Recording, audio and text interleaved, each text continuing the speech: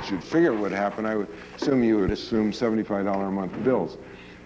Some way it's gaining enough solar and it's working, you know, for her, and so it's sort of an interesting process that seems to be taking place. And so the house, so far in my explorations, the smallest house I ever did with the least amount of glass is the one that has the highest heating bills, and it's really kind of weird. So I have to then go get back into the situation of how do they use it? Do they turn the heat off at night? Do they leave their heat going all night? Are they getting any south exposure? Are they picking up any sun or heat in the sun in the wintertime? Or really what's happening? And then get into it in a broader way. Anyway, this unit, would be one of like the plug-on stairway that you'd look up from the bottom floor all the way up through it. So you get that kind of three-story penetration. It's a hard house to photograph. Again, when you get into small spaces, working vertically, it's very hard to get in them and open them up. This is the study loft over the living room, but it's hard to really open it up. This is this two-story dining room space coming from the walkway element that swings around to the master bedroom from the stairway. Again, a skylit element into the bathroom and out to the deck, the stairway again, and then from the top of the stair and then looking back down again where one can get some penetration. Some of the elements and the fragmentation, if you will, of the parts, and some of the later shots of the same thing. Okay, and that's... What kind of costs are you getting to?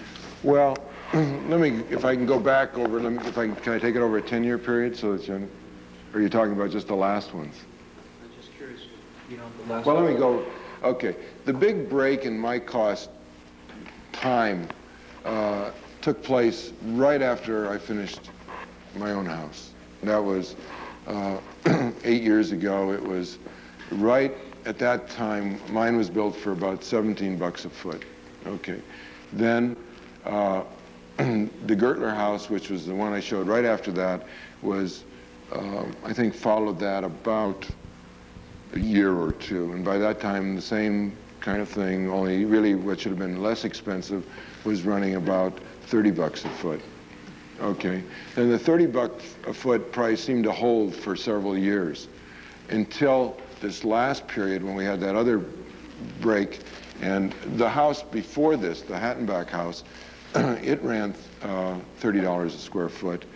And this one, which we thought in some ways would be simpler in its construction system, at least I thought it was, because we got rid of those corners. We were trying to match the same thing. It was a very similar system, but it was a little more vertical.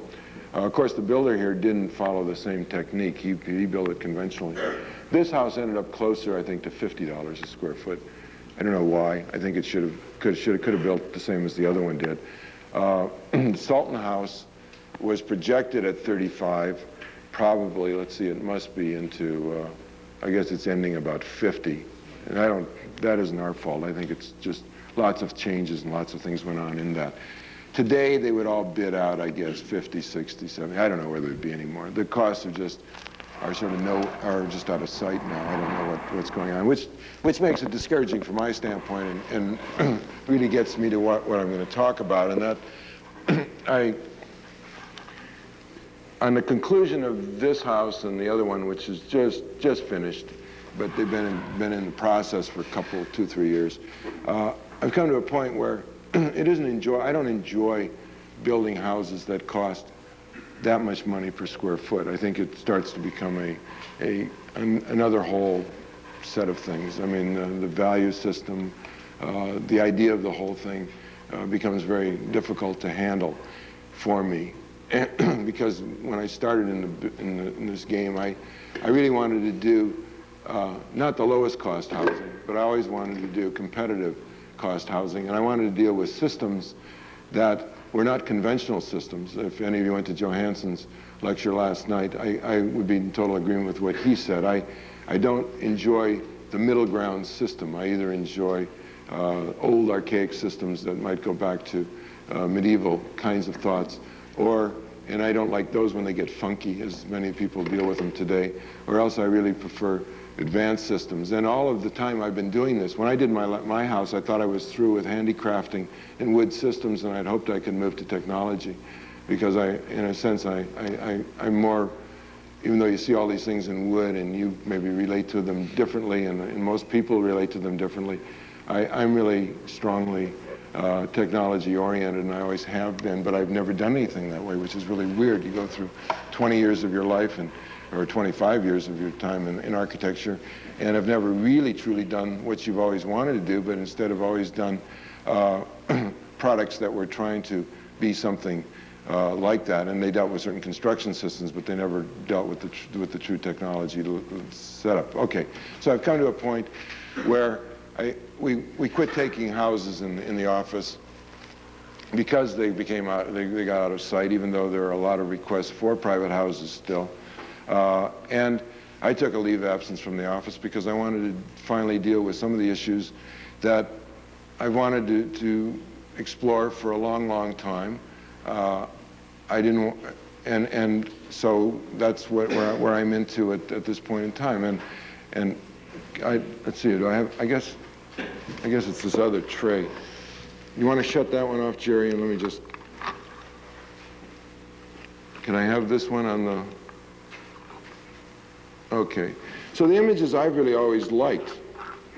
And it's sort of hard to put these two things together in your head now, what you've seen and what I'm saying. They're really different ideas, except that this is a pod, or this is a module, or this is a unit. The way a unit, in my mind, should be using our technology, or if it was used that way, not dealing with, say, necessarily wood systems or typical systems, but these kinds of things that could work. And so my feeling is, as I've always done in my experiences in architecture, was if you want to do it, if you don't get the client to do it yourself for yourself. And so this year I'm into an exploration of wanting to deal with the unit, the mobile. A lot of the images you're going to look at now for Shelley and me that will serve a need that we have now and provide a different kind of flexibility. Our house, which I originally had designed to live in for a longer period of time, was developed so I could have an office there someday if I wanted it, when the kids left and so forth. But I don't really want that anymore, and the value is too great, and I don't see any reason to have the dollars sitting there doing nothing when I could get into the kind of explorations that I would enjoy doing. And so that's the goal and the task that I'm setting for myself through this next period of time, and that's why I said this is the last time I'm giving the other lecture, because that deals in the past. And I don't really like to deal in past. I really prefer futures, and I really prefer starts. And in the school was one start that's been going on for several years. And now I hope to get into another start that will expand my interest and my knowledge, and maybe make it possible for me to get some input into an area that I still feel has never been dealt with by architects to the degree it should. We have, again, just as I've done, look-alikes or look-like attitudes about the framing systems you've seen, or the plug-in systems and all of those kinds of things. I'd really like to do one that talks about real technology and not look-like technology, which most architects have dealt with forever. And the reason that we're always doing it as look-likes is that we're always doing prototypes. And I think that architects have to get into the manufacturing. I think they have to get into the same processes and the same systems that the mobile industry and the automobile industry and other industries have gone into. And so this is a task I'm setting for myself. Whether I'll be able to do it or not, I don't know. But I'm going to try, and it's like getting into a whole new ballgame as far as I'm concerned, with a whole new set of issues that I know very little about, no more than you know about them, maybe less than a lot of you know about them. But I enjoy that kind of challenge, and I enjoy that kind of approach, and this is where I want to go. One of these has got to work. I guess it's this one. Okay, so thought processes are that okay, all of these are possible, as you've seen them in many, many kinds of ways, and you know, that's one type of mobile, these are other kinds. But, you know, these are, again, archigram imagery and those kinds of things, but I just feel that we've just been out of this area, and it was interesting. I don't know how many of you heard Johansson last night, but he and I have had a strange, unknown relationship all of our lives. All through my period of time that I've dealt with issues, there was always this guy in the East who seemed to always be on the same wavelength I was, but was usually getting his jobs done. And why that happens, of course, is we all receive the same communication, and we all, I mean, let's say we see the same elements, we receive them somewhat differently, but some people receive them the same way. And I think John and I were always somehow receiving these things the same way. And these are those images and those things that you get out of various publications, things that go on. You know, they happen in sort of your subconscious. You're not totally aware that they're infiltrating, but I guess they are. And for some reason, we were always doing them somewhat together. And if you saw last night, you only saw his, you know, one job really, or two. He didn't go through this whole, you know, this is my history.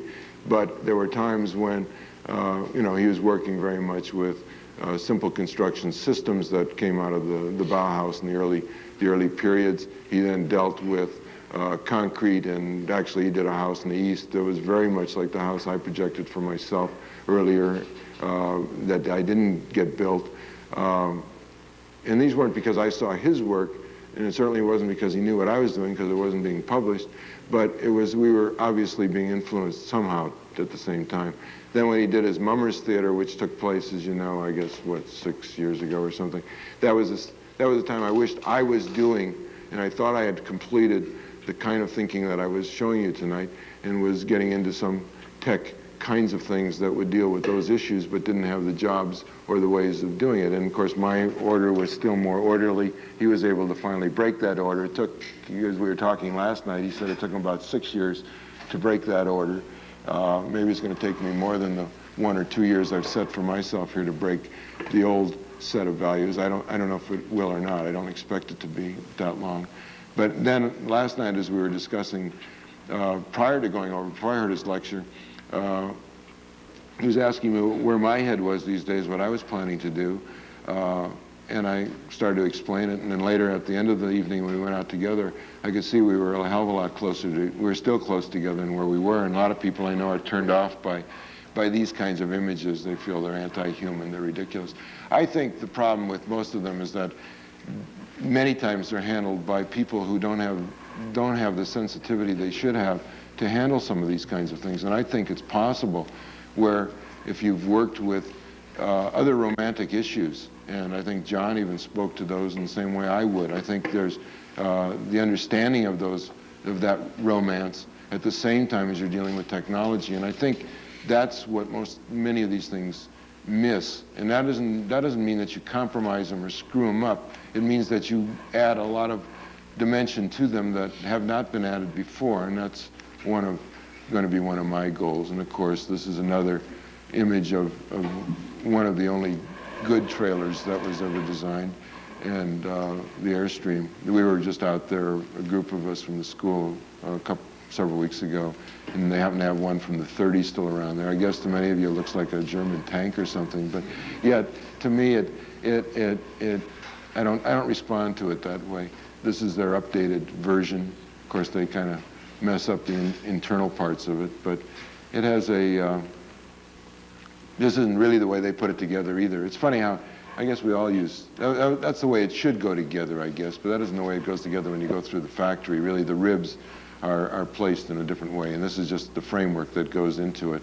And it's kind of an interesting experience to go through the factory and just see the way they deal with this set of elements. But it's a lightweight kind of a system. It's had many years to tune it up and take out any of the kinks that might have existed.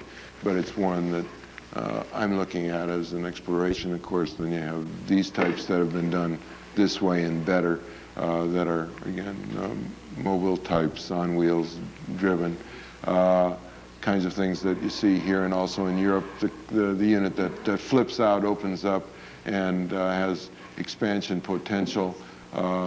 Here used this way, but I see other uses for it.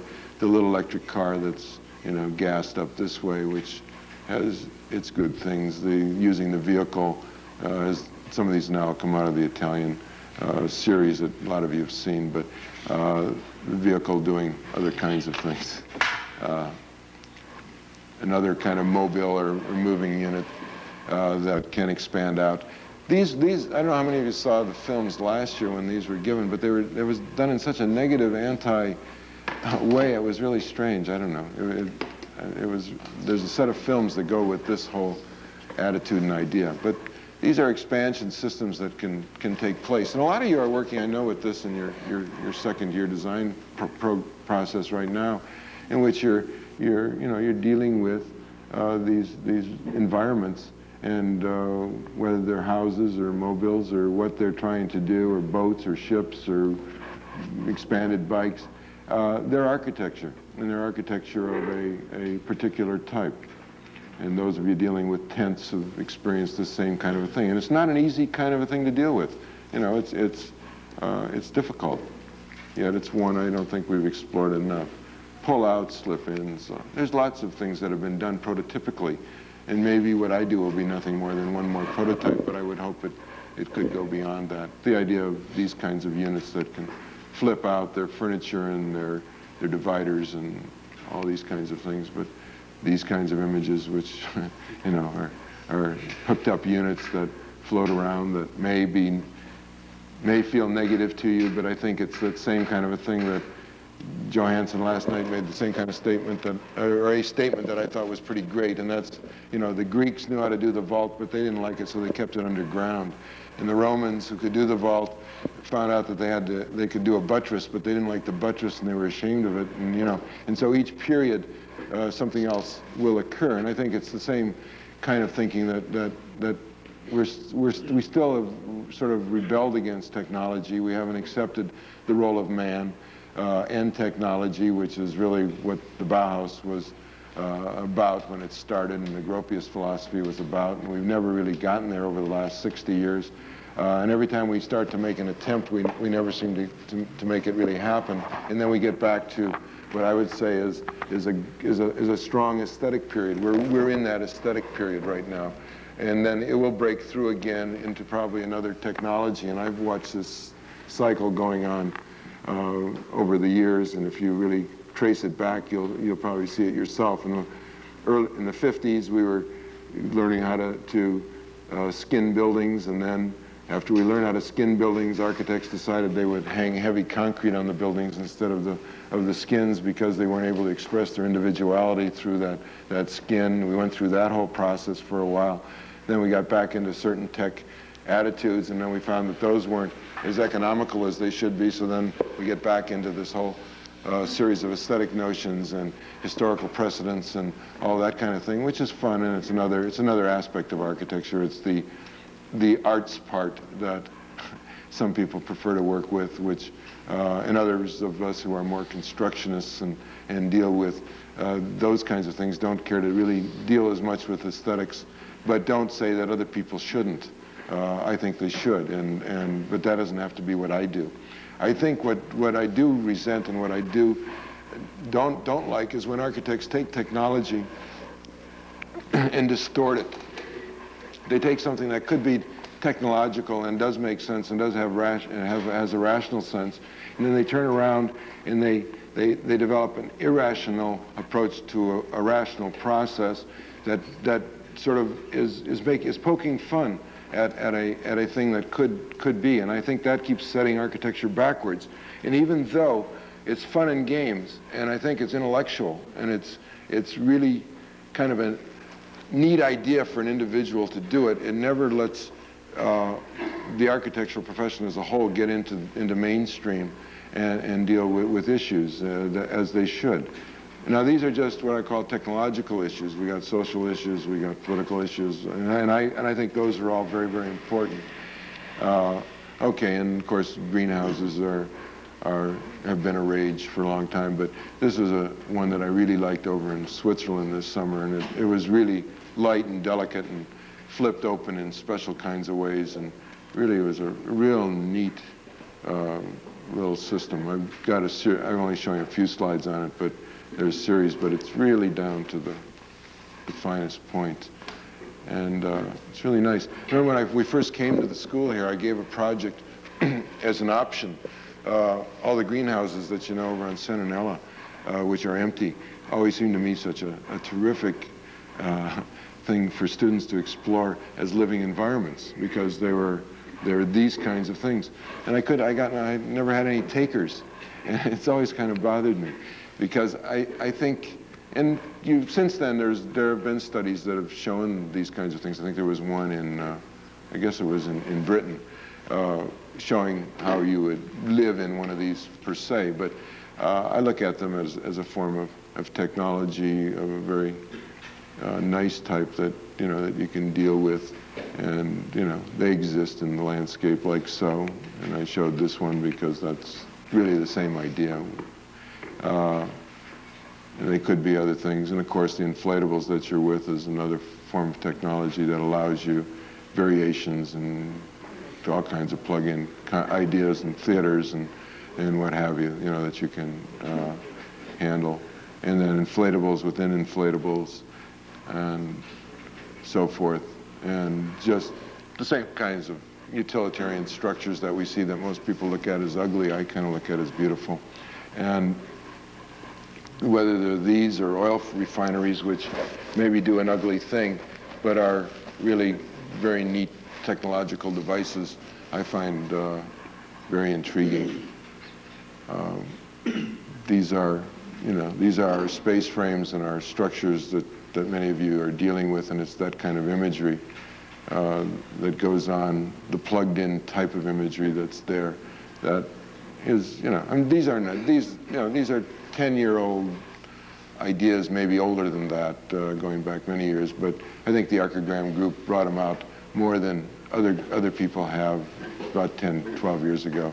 And I think they're still valid. Most people have moved past them, think they're kooky and that they don't make any sense, but I don't agree with that. And the crane, which is really another piece of equipment that you're seeing more and more everywhere. All over Europe, particularly and you go through through Switzerland, and you're looking at Bernese wooden structures from centuries ago, and in the backyards are cranes doing other kinds of work, and these cranes are just becoming a tool that allows a certain flexibility and a certain potential that exists more in Europe than here. I mean, there's more of it going on. And of course, you guys are familiar with this kind of stuff because it goes on around here. Various frames, various ways of plugging on, kinds of things that work. And to many, it's still abhorrent, I guess, and many can't stomach it. But there are attitudes about this that might make sense and could make sense if we would allow them to come into our thinking processes. Okay, and now let's drop back for a moment to the realities of what does exist around us, and that's the mobile, the trailer unit parked at some of the nicer places around the country. And as we try to look at the land ecologically, and we don't want to disturb it, yet we'd like to be in many of the nicer places around to experience. It seems to me that the ability to come to these places, or even to change places in your lifestyle, so that some people get to live at the beach for a while, and then they get to live in the mountains for a while, and that you have this process by which somebody doesn't own the land, and it isn't a private kind of a thing that they get to hold forevermore, but that it's an experience that all of us can take part in. And then, of course, we see mobiles going into some of the nicer sites along the coast, and they're not that I'm trying to make a case, not a case against, but the idea that these are temporary buildings. These, of course, they're the way they're put down now, they're done with a semi-permanent point of view, and they're usually not moved, but they certainly could be moved, and they would do, if done properly, would do less to the landscape than many of our other construction techniques, and don't have to be thought of as a lasting process. Also, they don't have the same restrictions code-wise or anything else that the rest of the housing has. And this is the only market that's now meeting the $20,000 market. 90% of the housing, I think, done in the low price range is now mobile. It's a big industry. And I think it's one we have to accept that it's here to stay, but I hope it doesn't have to stay in this form. And unfortunately, the industries that are into it are already pretty large, and that makes it always difficult to upset. But I guess it's sort of the same challenge that many of us took when we started in our careers 25, 30 years ago, that maybe other construction techniques could be overturned. We didn't make it there, maybe we won't make it here. But the span from here is from $20,000, the next range is $40,000, $50,000 for the least expensive private housing that's usually attached housing, and that probably isn't going to last long. And so I think, I think one should think about dealing with these issues. At least I'm going to. I don't care if you do, but that's, your business. And, there are sites like these, great trees around, not that these are sited so well. Another group along the coast that have taken over a pretty nice site at Paradise Cove.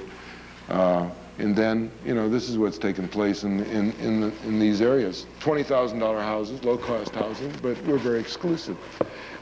You can't come into our place. And I don't say that, my mother lives in one of these in Palm Springs, so I'm not, trying to make fun of them in that sense. But it's funny, the idea of taking a low-cost element and then people who have sold large houses moving into them and becoming quite exclusive about it is kind of a strange dichotomy. If you moved low-income people into these things, they would be insulted. And it's very, very strange, and I think it's one that we have to come to grips with. And at the same time as I'm saying this, I think it's one that I think all of our national priorities should be readjusted and rethought about. I think I'll drop back to the energy thing for a moment and to our resources for a moment. I think the idea that we piecemeal it like the federal government is doing at this point, saying, okay, you got to do this and this energy system, or you got to do that and this one, and you're going to deal with houses here and do that with this and all of this, is really a very mediocre way to handle that. And Eric made a case for this in one of my classes one day, and I totally agree with his overall philosophy. The one I didn't agree with was that I didn't see why students couldn't explore the idea of what the element might look like, even though it didn't have any impact. The broad range, I think, is very important, and I think that our national government has to have a housing attitude. It has to have a resource attitude. It has to have an energy attitude that makes some sense. And we have to decide, what is energy? How is it being used? Where is it being used? What creates that use of energy? Is it, is it our heating bills, or is it some other process? How are we going to take those to whatever we do in terms of housing that's going to be built, or other buildings that are going to be built? What resources will we use up? Which won't we use up? Let's not stop the whole process, but let's start to be a little more rational about it. And I think we got a long way to go there. There's a lot of exploration. I hope it doesn't fall short like most exploration that goes on, and that we run around with a bunch of codes and a bunch of piecemeal ideas that really don't accomplish much. So that's where I'll leave you this year, and I'll go on, after next week I'll go on to my work. And if any of you are interested in sharing points of view that you have or that you've explored along the way, I would enjoy doing it. And we'll see where it brings us and what kind of things we can do through this process. A lot of students here have wanted to do it for a long time. I know the same kind of ideas and same ways of dealing with these issues, and we're still talking about in the school of getting a site and possibly a research center where we can maybe plug our units into and deal with some of the issues that a lot of people have wanted to use for a long time. So that's it for 75.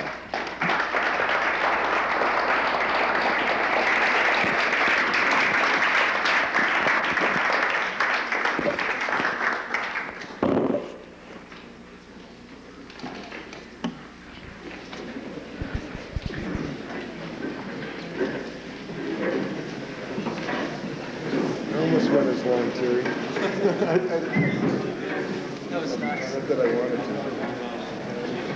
Step on the wires, trying to move these things.